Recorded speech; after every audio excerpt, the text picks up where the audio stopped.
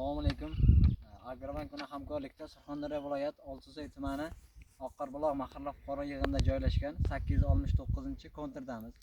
Bir kontr bir mahsulot tamoyili asosida bu yerda 24 ta umumiy ijarachilar bilan birgalikda 10 gektar yerda bir kontr bir mahsulot tamoyili asosida bu yerda sabzi ekilgan birinchi ekin sifatida.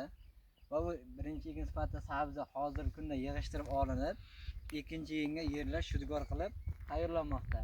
İkinci ekinimizde ise şu joriy yilning iyun oyiga yana sabzi ekini ekish rejalashtirilmoqda.